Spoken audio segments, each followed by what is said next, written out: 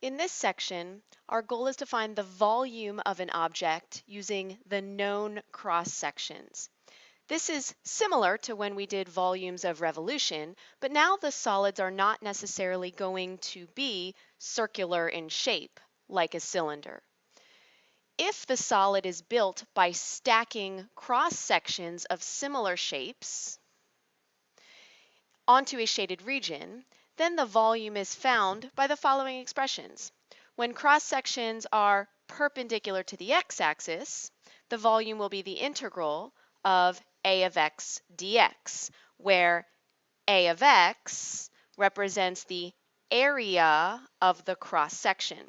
And that's important to remember. That similarity is that no matter what, volume is always the integral of the area of a cross-section, or a slice, as I like to call it for short.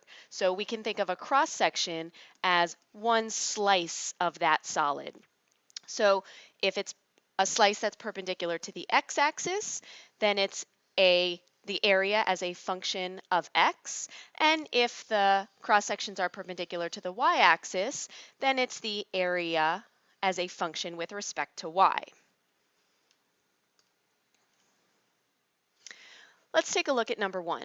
Find the volume of the solid whose base is enclosed by x squared plus y squared equals 4, and whose cross-sections, taken perpendicular to the base, are equilateral triangles. So often they say perpendicular to the x-axis or perpendicular to the y-axis. Here they're not specifying, and the reason is because this is a circle. This equation represents a circle with the center at 0, 0, and with a radius of square root of 4, or 2. And because of the symmetry of circles, it doesn't matter which way we take that cross section. So let's draw this circle. Center's at 0, 0. The radius is 2. Notice that in this graph, each 2 blocks is 1 unit.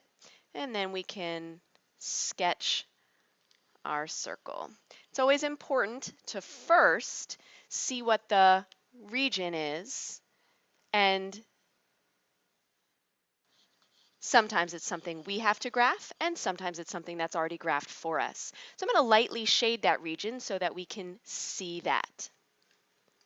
So remember, they said the cross sections are taken perpendicular to the base. They didn't necessarily say the x-axis or the y-axis. So since they didn't, because of the symmetry we get to choose, let's choose perpendicular to the x-axis. That'll make it a little bit more familiar to us. So I'm going to draw the base of the cross section from a bird's eye view, and I'm going to draw it perpendicular to the x-axis. So that means if I'm slicing in here, I want to draw my slices up and down, perpendicular to the x-axis. Notice I'm not drawing it right on the center because I don't want to be under the assumption that the base is 4 units long all the time. The base changes depending on where it is in the region, the length of the base, I should say, of a cross section. So there's the bird's eye view of one of the slices or one of the cross sections. And then a whole cross section from a frontal view we also want to draw so that we can ultimately find the area of it. Because remember our goal. Our goal is find the volume, and when I see volume, I want to think the integral of the area of a slice. I see volume, I think immediately integral of the area of a slice. So that means I need the area of the slice. So let's draw what that slice looks like, since it's not always the same shape. They said the slice is an equilateral triangle. So I'm going to draw a triangle with 3 congruent sides. Here is a circular base like we graphed to begin with. If I slice perpendicular to the x-axis, this is our bird's eye view. This is what we see, those slices. Now, if I drop the y-axis flat, you can start to get an idea that this is going to be the flat surface on which I'm going to build the cross sections. Now remember, our problem said the cross sections are equilateral triangles. Let's see a few of those slices. Well, there they are. So imagine it's kind of like taking a cake pan and putting the cake slices in there. And this, or bread slices maybe, some sort of slices. In this example, our slices are equilateral triangles. Well, we have an infinite amount of them, and they're going to fill up that entire base. So one of them swept across the circular base. Notice how it's changing in size depending on where it's located. Let's go ahead and create that entire solid by sweeping those triangles through and letting them fill up that space. So here's our three-dimensional solid that you're going to have to imagine. I'm going to show the entire solid and perhaps those four cross sections again. So you get an idea of, we have the circular base and the four cross sections in that base. So the volume is the area of this triangle. Now all triangles have the area 1/2 base times height, but we need this area as a function of x. Remember, when the cross section is perpendicular to the x-axis, we're going to be working with respect to x. So let's go ahead and put that in our integral. We know we're going to be working with respect to x. So I need all of these as x's instead of different letters. In our picture, the b means the base of the triangle, and the h means the height of the triangle. So the base of the triangle is this length that we see from top to bottom. And when I measure a length that's vertical, I have to go with big numbers minus small numbers. So that's going with the function that's on the top minus the function that's on the bottom. So for my base, I want the top function minus the bottom function. Now, what do I mean top function and bottom function? They gave me just one equation. But if I'm working with respect to x, I need to solve this equation so that it's in terms of x. So let's take x squared plus y squared equals 4, and let's solve for y. Subtract x squared, and taking the square root, we get plus or minus the square root of 4 minus x squared. That means the top function is y equals the square root of 4 minus x squared, and the bottom function is y equals the negative of the square root of 4 minus x squared. So top minus bottom is square root of 4 minus x squared minus negative square root of 4 minus x squared. Or to simplify that, we're adding two of the same, so that's 2 square roots of 4 minus x squared. So now I know the base with respect to x. I need to know the height with respect to x. Well, the height is sticking out of our picture, so we can't tell with respect to x right away what that is. Let's use some geometry.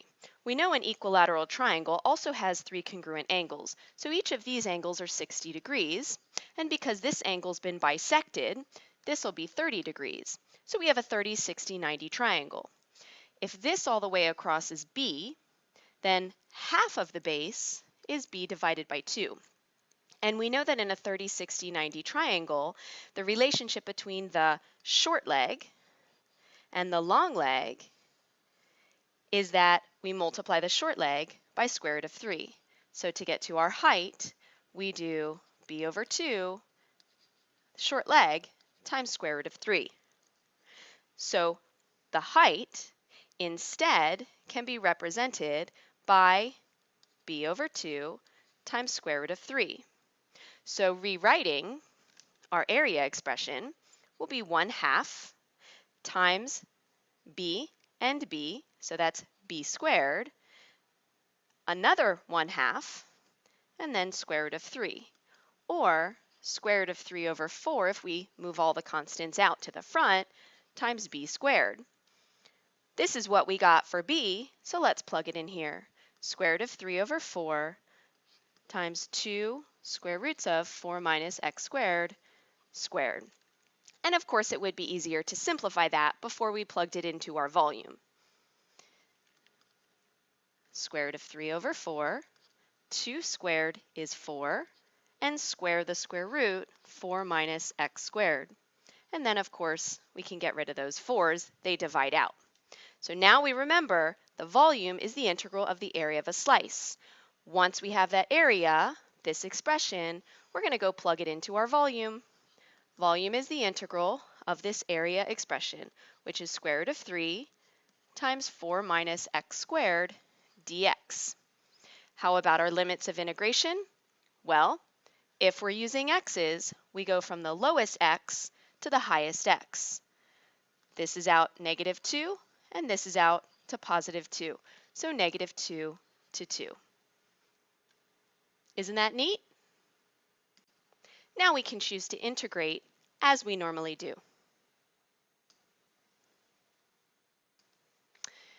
Number 2, let R be the region in the first quadrant under y equals 1 over square root of x for 4 is less than or equal to x is less than or equal to 9. Find the volume of the solid whose base is the region R and whose cross sections cut by planes perpendicular to the x-axis are squares. So again, I see volume and I want to think right away, volume is the integral of the area of a cross section or the area of one of the slices. Now I don't have a region that's the base yet, so the first thing is to get that region. Let's draw it. So we see that here's our function that is going to be the base, because it says the base is the region R, and R is this region in the first quadrant. So here's our graph of the first quadrant. Now notice I'm only going from 4 to 9. If I plug in the x-coordinate 4, 1 over square root of 4 is 1/2. So I go out 4, I go up to 1/2. See how the units are counted differently on the x and y axis just to make this graph a little bit easier to read. When I plug in 9, the square root of 9 is 3, so 1/3. So 4, let's see, 1, 2, 3, 4, 5, 6, 7, 8, 9. Here's 9, and I need to go up to 1/3. So if this is 1/2, 1/3 is going to be right here. This is 1/2, so this is 1/3, and here's where that goes. Now, this type of graph has the shape like a hyperbola, so it's going to be like this if I don't graph other points. I'm only going from 4 to 9, so I can section off this region to be right here. Let's shade that. Also, it's only in the first quadrant, so I know to stop at the x-axis. Now let's draw the bird's eye view of one of our cross sections so that we can get the area of that cross section. So it says the cross section is a square. It also says that they are perpendicular to the x-axis. So here's the x-axis, perpendicular to it will be like this. So up and down like we did in number 1. That's the bird's eye view. How about the frontal view? It's a square. And from here to here, that's the base of the square. Just like in the previous one, from here to here, this was the base of the triangle. So from here to here, that's the base of the square. Now remember, when it's perpendicular to the x-axis, that means we're going to be working with respect to x. So I know to put that in my integral. Let's talk about the area of one of these squares. If I'm calling this length b, well, I know a square has the same length on all sides, so that height is also b. So the area of the square is b squared. But I need this length b with respect to x. So I need to know from top to bottom, what is this length touching? The top is touching this curve right here, which is y equals 1 over square root of x. The bottom is touching this axis right here, which is y equals 0. So for the length of the base, which is top minus bottom, the top is 1 over square root of x, the bottom is 0, or just 1 over square root of x simplified. Now I can plug that into the area so that it's a function of x. b is 1 over square root of x, and b gets squared. So that's 1 over x for short. Now we plug it into our volume integral. The volume is the integral of that area function, 1 over x, with respect to x. Now, if I'm using x's, I look, where does the region start for x's? Where does it end for x's? So 4 to 9. Now I could go use my calculator for this, or I could easily do this by hand. The integral of 1 over x is the natural log of the absolute value of x. Evaluated from 4 to 9 makes the natural log of 9 minus the natural log of 4, or the natural log of 9/4 using our properties of logarithms. Yay! Number 3, find the volume of the solid whose base is bounded by y equals x cubed, y equals 0, and x equals 2. Cross sections taken perpendicular to the y-axis are squares. So first, I see volume, and I think right away, volume is the integral of the area of a slice. I don't have the region that is the base, so I have to graph it. Notice how we're counting on the x-axis. This is 1, and this is 8, which means that each of these are 1. Y equals x cubed. 1 cubed makes 1. 0 cubed makes 0. 2 cubed makes 8. I could go -1, -1, and try to get a good feel for how that curve looks. Remember the cubed function? Also y equals 0, that's the x-axis, and also x equals 2. That's this vertical line right here. So touching all of those lines, that's going to be this region in here. We'll lightly shade that. There's our region that will represent the base of our solid. Now, we see that the cross-section is taken perpendicular to the y-axis. So, like this. And again, looking at what the slice is perpendicular to tells us that we need to work with respect to that variable, in this case, dy. Let's draw a frontal view of that cross-section. Here's a square, and here's the base of the square that's sitting in this region. So that's this right here. That's the base of the square. The square is coming out at you. So we need to find what the area is of that cross-section. Again, that's just base squared. What is the base with respect to y this time?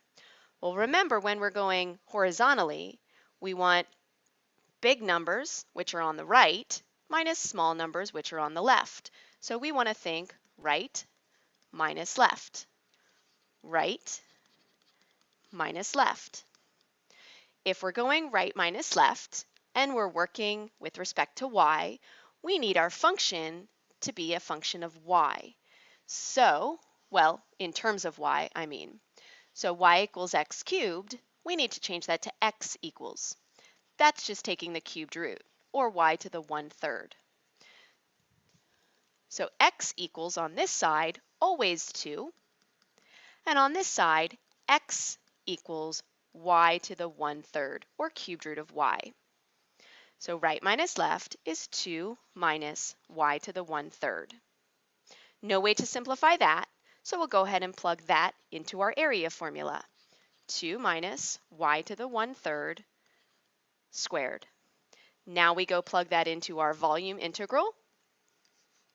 The integral of the area of the slice, which is 2 minus y to the 1/3 squared, and then dy. Now this time we're using y, so our limits must be in terms of y. So y goes up and down. The lowest that y goes is 0. The lowest that y goes is 0, and the highest that y goes is 8. So from 0 to 8. And then we can choose our method of integration. Number 4, find the volume of the solid whose base is bounded by y equals -1/2 x plus 1, y equals 1/2 x minus 1, and x equals 0. Cross sections taken perpendicular to the x-axis are isosceles right triangles whose hypotenuse lies along the base of the solid. So again, first we're going to sketch the base of the region because I don't see that yet. So I've got this line y equals negative 1/2 x plus 1. So up 1, and my slope is negative 1/2. Down 1 over 2. And there is that first line. I have a second line with a y-intercept of negative 1 and a slope of positive 1/2.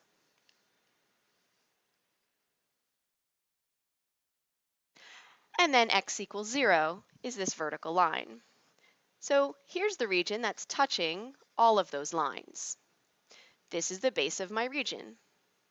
Now, well, let's back up a minute. First, I see volume, and I'm supposed to think integral of the area of a slice. Let's start there. Now maybe we see, okay, cross sections are perpendicular to the x-axis. I know I'm going to be working with respect to x. I can also draw one of those cross sections perpendicular to the x-axis, which means it's going up and down, so the length of my base will be going top minus bottom. Now let's draw what that cross section looks like. Isosceles right triangle whose hypotenuse lies along the base. So an isosceles triangle, and this will be where the hypotenuse is. So the hypotenuse is going to be on the bottom. So that means my right angle of the triangle is going to be coming out at me. So the right angle is going to be at the top, and these are going to be the legs, which are going to be congruent since this is an isosceles triangle. This, the base, is what I drew in the bird's eye view of the picture. This is the B that I showed you in the picture. That's the hypotenuse of the triangle. Well, still, this is a triangle, so the area is, of course, 1/2 base times height. Now, the height, we remember that the base, we can write in terms of x by using our functions top minus bottom. So the height also has to be written in terms of the base in order to get those functions. So again, let's use a little geometry. The isosceles right triangle has to be a 45, 45, 90 triangle, which when I then draw the height perpendicular to that base, I create a smaller 45, 45, 90 triangle. So if this length from here to here is half of B, then in this 45, 45, 90 triangle, this leg and this leg are congruent to each other, which means that whatever this is, which is B over 2, will be the same as this one, so H is B over 2. So instead of H, I can put B over 2. Simplifying that area expression is 1/4, 2 times 2, B squared. Now, what is the B? Top minus bottom. The top function was that first line I drew that had the negative slope. Negative 1/2 x plus 1. Minus, the bottom function was the one that had the positive slope. Positive 1/2 x minus 1. Of course, I'm going to simplify that. I don't have to, but it makes it a little bit easier. So negative 1/2 x minus 1/2 x is negative x. And 1 minus negative 1 is 2, or 2 minus x for short. So let's go ahead and plug in 2 minus x into our area. 1/4, 2 minus x squared. And then we plug it into our volume. So the volume is the integral of that area, 1/4, 2 minus x squared dx. Now I'm using x's, so where does the x start? At 0. And where does it end? Well, if this was 1 right here, this is 2. So I'm going from 0 to 2, and then I can integrate to find the volume. Let's take a look at one more, which came from an AP exam. Let R be the region in the first quadrant enclosed by the graphs of f of x equals 8x cubed and g of x equals sine of pi x, as shown in the figure. So notice this time, we already have a graph for us. This is the region R. The region R models the base of the solid. At all points in R, at a distance x from the y-axis, the height of the solid is given by h of x equals 5 minus x. Find the volume of this solid. So I see volume, and no matter what kind of object it is, volume is always the integral of the area of a slice. Now, you may notice something. They didn't tell us if the slices are perpendicular to the x-axis or to the y-axis. But they did say that all points in R at a distance x from the y-axis, the height of the solid is given by this. So this is the base of the solid, what we're used to seeing shaded in and having drawn and shaded in. And at a distance x from the y-axis, so at some point from the y-axis at any x value, there is a height that is the third dimension that's either thinking of it as coming out at you or sinking into your paper. That's going to be the height of that solid. So if we're talking about a distance x from the y-axis, we can think about it being perpendicular that way, mostly because they're giving us the height as a function of x. So we'll be using dx. So what type of slice is this? It doesn't have a particular shape, but we are given the height. Let's think of it like a rectangle. This right here is the base of the rectangle. And the height of the rectangle is given by this function. And the area of a rectangle is just the length of the base times the height. Now, what is the length of our base? Well, if our base is going up and down, the top function is this one that curves on the top. Which of these functions does that?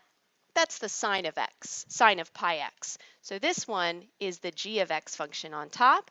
This one is the f of x function on the bottom. So we can write for the base g of x minus f of x, which means going into our area equation, the base is g of x minus f of x, and the height they gave us as h of x. So now going to plug that back into my volume. Volume is the integral of this area. So I could write it as g of x minus f of x, and then times h of x with respect to x, or I could plug in all of those functions. Either way, when I go to find the volume, either by hand or with my calculator, somewhere I'll need to be plugging in these three functions. Since we're using x's, let's see where x is the smallest in our region.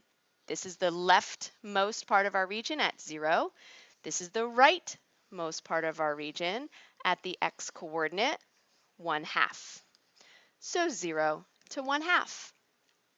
And that was our easiest one yet. Thanks for watching.